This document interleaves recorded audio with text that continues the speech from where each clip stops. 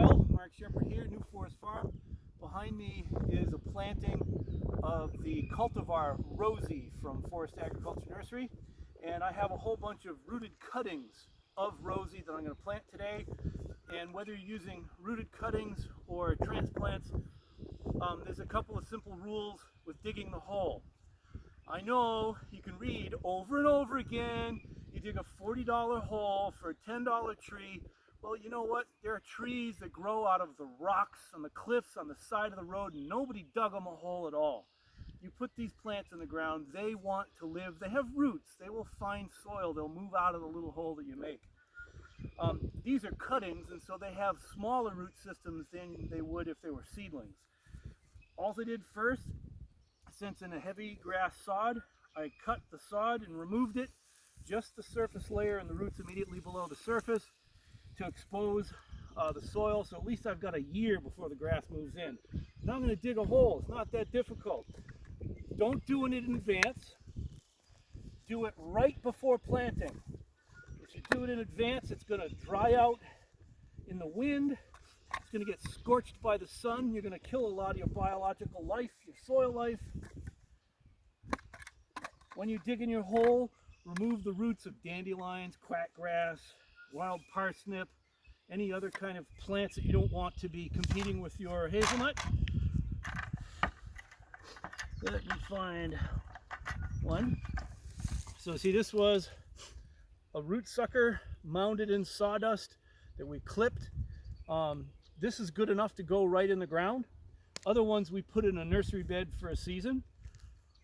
So just drop the roots in the soil. Make sure they're all pointing down.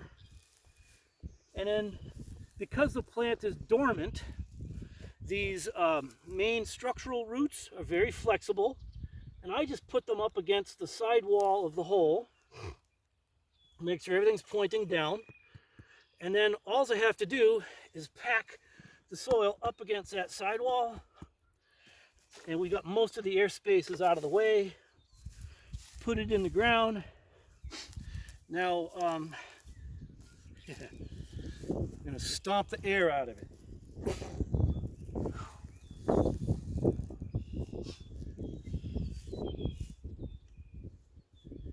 Since I stomped here, I know the roots are there. There's a little shelf of undisturbed soil here. That's where I'm going to pound the stake for the tree shelter. Especially if you're in an area of heavy deer pressure, you want to have some tree shelters. If you're using hammer, rooted cuttings, it would also be helpful to have the tree shelters. If you're just planting the seedling hazelnuts, they don't really need a tree shelter, but you can use it if you want. These are 2-foot tree shelters. This creates a little bit more humidity in there, so it doesn't lose as much moisture while it's leafing out. It protects it a little from the wind, which at first can dry it out and damage the young growth. And it protects it from nibbling varmints, here most specifically deer in the early year. And so the plant ends up usually growing faster, surviving better and growing faster.